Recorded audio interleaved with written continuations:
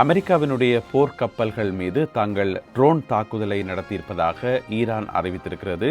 அமெரிக்காவால் கைப்பற்றப்பட்ட ஈரானிய கப்பல் தூஸ்காவுக்குள் ஆபத்தான பொருட்கள் இருக்கலாம் என்கின்ற கோணத்தில் இப்பொழுது சோதனைகள் இடம்பெற்று வருவதாக இன்னும் ஒரு தகவல் தெரிவிக்கிறது. அது குறித்தும் பார்க்க இருக்கின்றோம். அதேவேளையில் அமெரிக்க படைகள் இந்த கப்பலை கைப்பற்றியதற்கு சீனா தன்னுடைய கடுமையான கண்டனங்களை வெளியிட்டிருக்கிறது. அது குறித்தும் பார்க்கலாம்.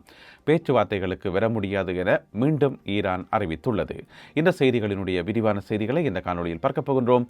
தமிழடியான் வேர்ல்டு யூடியூப் சேனலுக்கு உங்கள் அனைவரையும் வருகவென அன்புடன் வரவேற்கின்றேன். வாருங்கள் காணொளிக்குள். நேற்று 19ஆம் தேதி ஞாயிற்றுக்கிழமை ஈரானுக்கு சொந்தமான மிக பிரம்மாண்டமான ஒரு சரக்கு கப்பல் தூஸ்கா என்ற பெயரில் அழைக்கப்படுகின்ற அந்த பிரம்மாண்டமான கப்பலை அமெரிக்க முற்றுகை படையினர் கைப்பற்றிய அந்த செய்தியை நீங்கள் கேள்விப்பட்டிருப்பீங்கள். இதுக்கு முதல் போட்ட ஒரு காணொலியில் அந்த கப்பலை பற்றின முழுமையான விவரங்கள் சொல்லியிருந்தேன். நான் கப்பலினுடைய நீளம், அகலம், கப்பல் எப்போ கட்டப்பட்டது, எப்பயிலிருந்து சேவையில் இருக்குது, இந்த மாதிரி கணக்க விவரங்கள் அந்த காணொலியை நீங்கள் பார்த்திருப்பீங்கன்னு நினைக்கிறேன். எனவே இந்த காணொலியில் தற்போது கிடைக்கப்பட்ட புதிய தகவல்களை பார்க்க போகின்றோம். முதலாவது ஈரான் அறிவித்திருக்கின்றது அமெரிக்க படையினர் மீது தாங்கள் ட்ரோன் தாக்குதலை நடத்தியிருப்பதாக. இந்த தகவலை வெளியிட்டிருக்கிறது யாருன்னு பார்த்தீங்கன்னு சொன்னால் ஈரானினுடைய ஒரு உத்தியோகபூர்வமான செய்தி சேவை என்றே சொல்லலாம். தஸ்னிம் செய்தி சேவை, அதாவது ஈரானினுடைய இஸ்லாமிய புரட்சிகர காவல் படையால் நடத்தப்படுகின்ற தஸ்னிம் செய்தி சேவையில் இந்த செய்தி போடப்பட்டிருக்கிறது. இந்த கப்பல் கைப்பற்றப்பட்டமைக்கு பதிலடி வழங்கும் விதமாக தாங்கள் அமெரிக்க கப்பல்களை இலக்கு வைத்து ட்ரோன் தாக்குதல்களை மேற்கொண்டதாக சொல்லியிருக்கிறார்கள். ஆனால் மேலதிக விவரங்கள் எதுவுமே சொல்லல. எத்தனை ட்ரோன்களால் தாக்கப்பட்டது, என்ன விதமான சேதங்கள், இந்த மாதிரியான விவரங்கள் சொல்லல. ஆனால் ட்ரோன் தாக்குதல் இடம்பெற்றிருப்பதாக சொல்லப்படுகிறது. இதே செய்தி அல் ஜசீரா ஊடகத்திலும் போடப்பட்டிருக்கிறது. தஸ்னிம் செய்தி சேவையை மேற்கோள் காட்டி ஏனைய சர்வதேச ஊடகங்களில் பெரிய அளவுக்கு இந்த செய்தி போடப்படையில. எனவே ஈரான் இப்பொழுது அறிவித்திருக்கின்றது அமெரிக்க கப்பல்களை இலக்கு வைத்து தாங்கள் ட்ரோன் தாக்குதலை மேற்கொண்டிருப்பதாக. இதுக்கிடையில் இந்த தூஸ்கா கப்பல் கைப்பற்றப்பட்டமை சம்பந்தமாக அமெரிக்காவினுடைய மத்திய கட்டளை பணியகம் சென்ட்கொம் 2 காணொளிகளை வெளியிட்டிருக்கிறார்கள்.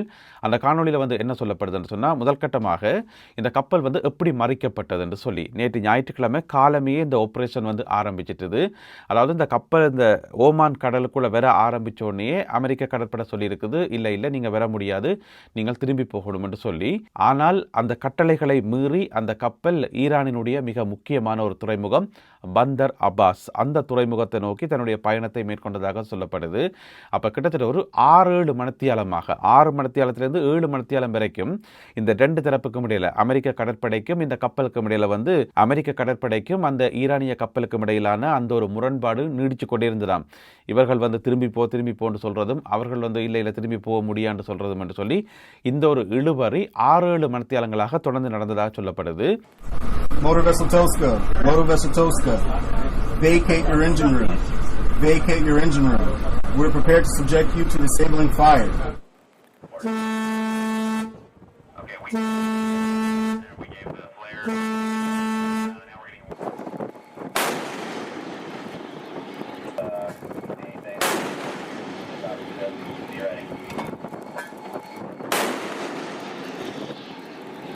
இதுக்கிடையில் அந்த கப்பல் மேலே தாக்குதல் நடத்தி அந்த கப்பலினுடைய என்ஜின் ரூம் இருக்குத்தானே, அந்த என்ஜின் ரூமில் ஒரு ஓட்டையை போட்டு அதை செயல்பட விடாமல் தடுத்து தான் அந்த கப்பலை அமெரிக்கா நிறுத்தி இருக்கிறது. அதனை நேற்றைய காணொலியிலே அதை பற்றி விரிவாக சொல்லியிருந்தேன் நான்.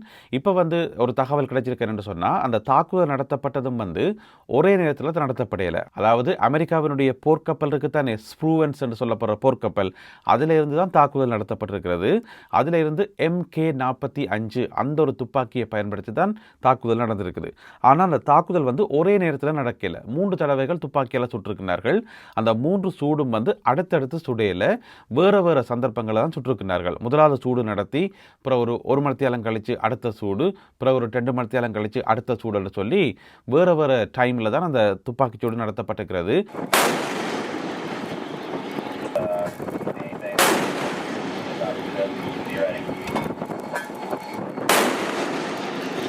ஏனென்று சொன்னால் அமெரிக்காவினுடைய மத்திய கட்டளை பணியகம் இது சம்பந்தமாக ஒரு வீடியோ ஒன்று வெளியிட்டிருந்தது. அந்த வீடியோ வந்து அப்படியே யாருமே நம்ப மாட்டேன்னு தானே. அந்த வீடியோ வந்து அனலைஸ் பண்ணப்படும், அது வந்து செக் பண்ணப்படும். அது வந்து ஆய்வாளர்களால் செக் பண்ணி பார்க்கக்குள்ள அந்த ஒவ்வொரு துப்பாக்கி சூடும் இடம்பெறைக்குள்ள பின்னுக்கு பார்த்தீங்கன்னு சொன்னால் பேக்ரவுண்டில் அந்த சூரியன் மறைகிறது அல்லது சூரியன் வெயில் அளவு முகில்களினுடைய அளவெல்லாம் வந்து வித்தியாசப்படுது. அந்த வேறு வேறு சந்தர்ப்பங்களை சுட்டு போட்டு தான் அதை மூண்டையும் ஒண்டா சேர்த்து ஒட்டி இந்த வீடியோ வந்து வெளியிடப்பட்டிருக்கிறது என்று சொல்லி சர்வதேச ஆய்வாளர்கள் சொல்கின்றார்கள். எனவே காலையிலிருந்து மத்தியானம் வரைக்கும் அல்லது பின்னேரம் வரைக்கும் நீண்ட நேரமாக இந்த ஒரு முரண்பாடு இருந்திருக்கலாம் என்று சொல்லி சொல்லப்படுகிறது. இப்போ அந்த துப்பாக்கியால் சுட்டு, அதாவது இந்த MK-45 என்று சொல்லப்படுற இந்த துப்பாக்கியால் சுட்டு அதில் வந்து ஒரு நிமிஷத்துக்கு 20 ரவுண்ட்ஸ் வரைக்கும் தான் மேக்சிமம் அடிக்கலாம் என்று சொல்லி சொல்லப்படுகிறது. அது மட்டும் இல்லாமல் அந்த துப்பாக்கிக்கு பயன்படுத்தப்படுற ரவுண்ட்ஸ் இருக்குத்தானே, ரவைகள், அதனுடைய விட்டம் பார்த்தீங்கன்னு சொன்னால் 5 அங்குலமாக இருக்குமாம். அதில் ஒரு ஸ்பெஷல் இருக்கு என்னென்னு சொன்னால், போயிட்டு எந்த ஒரு கடினமான இரும்பையும் வந்து துளைச்சு கொண்டு உள்ளே போகுமாம். உள்ளே போய் தான் வெடிக்குமாம் என்று சொல்லி சொல்லப்படுகிறது. அந்த மாதிரி ஏதோ விசேஷமாக வடிவமைச்சிருப்பின போல இருக்கு. இது வந்து கிட்டத்தட்ட அந்த பங்க பஸ்டர் குண்டு மாதிரி என்று வைங்களேன், அப்படிப்பட்ட ஒரு விசேடமான துப்பாக்கியெல்லாம் சுட்டிருக்கிறார்கள். எனவே கப்பலினுடைய மேல் பகுதி உங்களுக்கு தெரியும் ஒரு பயங்கர இரும்பாக இருக்கும். அதிலேயும் வந்து கப்பலினுடைய அந்த என்ஜின் ரூம் வந்து கட்டாயம் ஒரு தடிப்பான இரும்பாக தானே இருக்கும். எனவே அந்த இரும்பை துளைச்சு கொண்டு உள்ளே போயிட்டு வெடிக்கிற விதமாக இந்த குண்டுகள் வந்து வடிவமைக்கப்பட்டிருக்கு என்று சொல்லி சொல்லப்படுகிறது. அந்த என்ஜினுடைய இயக்கத்தை நிறுத்தித்தான் அந்த கப்பல் வந்து நிறுத்தப்பட்டது. மற்றபடி மாலுமிகள் வந்து அவர்களாகவே அந்த கப்பலை நிறுத்தல் என்று சொல்லி சொல்லப்படுகிறது. இப்போ 6-7 மணித்தியாலங்களாக அந்த போராட்டம் நடந்திருக்கு 2 தரப்புக்கு முடியல என்று சொன்னால் என்ன அர்த்தம்? அந்த கப்பலில் இருந்தவர்கள் சொல்லியிருப்பார்கள் போராடக்கு, நீ மறைச்சா நான் நிற்கணுமா, இது வந்து எங்கட ஏரியா, எங்கட கடல், நாங்கள் போவோம், போகாமல் விடுவோம், எங்கட துறைமுகத்துக்கு நாங்கள் போகிறத நீ எப்படி தடுக்க முடியும் என்று சொல்லி அந்த மாதிரி முரண்பாடு வந்திருக்கும் போராடக்கு. அதுக்கு பின்னால் இன்னும் ஒரு விஷயம் இருக்கு என்னென்னு சொன்னால், இந்த கப்பலில் இருந்தவர்கள் கட்டாயம் ஈரானிய அதிகாரிகளோடு தொடர்பு கொண்டிருப்பார்கள். இஸ்லாமிய புரட்சிகர காவல் படையோடையும் ஈரானிய அரசாங்கத்தோடையும் கட்டாயம் தொடர்பு கொண்டு சொல்லியிருப்பார்கள். இந்த மாதிரி ஃபயர் பண்ணுறாங்க, நிற்க சொல்கிறாங்க, என்ன செய்கிறேன்னு சொல்லி.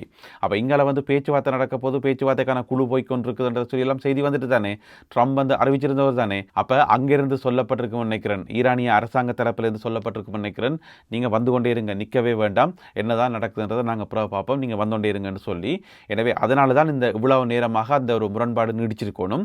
அதுக்கு பிறகு 3 தடவை தாக்குதல் நடத்தி அந்த கப்பலினுடைய அந்த செயல்பாடு நிறுத்தப்பட்டு தான் அந்த கப்பலை வந்து அமெரிக்கா இப்பொழுது கைப்பற்றியிருக்கிறது.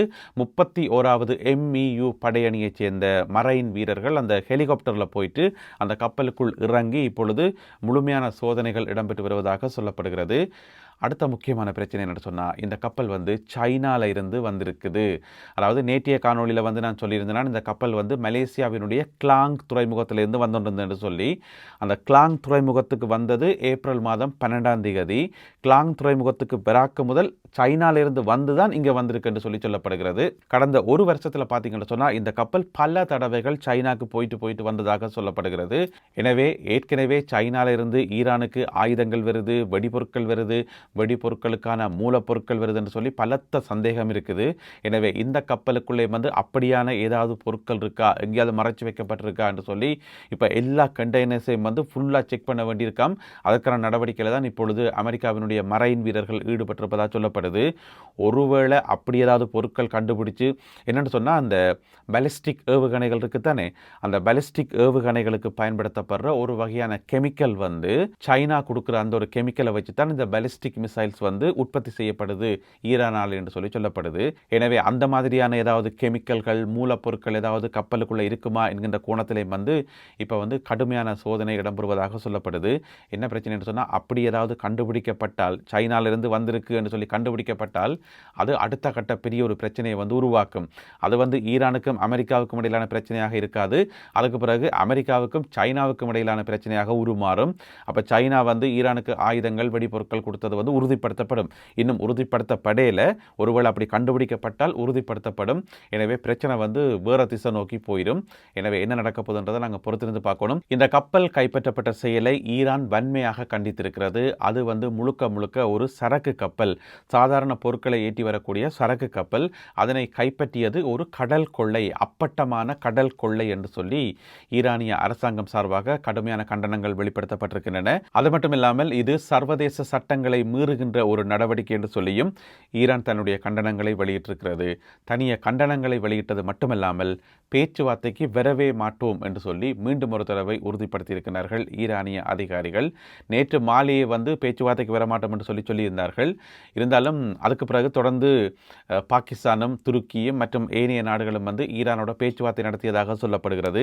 அதாவது மத்தியஸ்தம் வகிக்கின்ற நாடுகள் ஈரானுக்கு ஒரு அழுத்தம் கொடுத்ததாக சொல்லப்படுகிறது. எப்படியாவது பேச்சுவார்த்தைக்கு வாங்கோ, பேசி தீர்க்கலாம் என்று சொல்லி. ஏன்னு சொன்னால் அங்கே அந்த 2 வார கால யுத்த நிறுத்தம் முடிய போகுது, செவ்வாய்க்கிழமை முடியுது. எனவே என்னென்றாலும் நடக்கலாம் தானே. அதுக்கு பிறகு போர் வெடிக்கிறதுக்கான வாய்ப்புகளும் இருக்குன்னு சொல்லப்படுகிறது. இருந்தாலும் டொனால்ட் ட்ரம்ப் அவர்கள் கடைசி நிமிஷத்தில் அந்த போர் நிறுத்தத்தை இன்னும் நீடிக்கிறதுக்கான வாய்ப்புகளும் இருக்குன்னு சொல்லப்படுகிறது. 50-50 போர் வரலாம் அல்லது தொடர்ந்து சமாதானம் வரலாம். எனவே என்ன நடக்க போகுதுன்றதை பொறுத்திருந்து பார்க்கணும். பேச்சுவார்த்தைக்கு வரவே முடியாது என்று சொல்லி ஈரான் திட்டவட்டமாக மறுத்திருக்கிறது மீண்டும் ஒரு தடவை.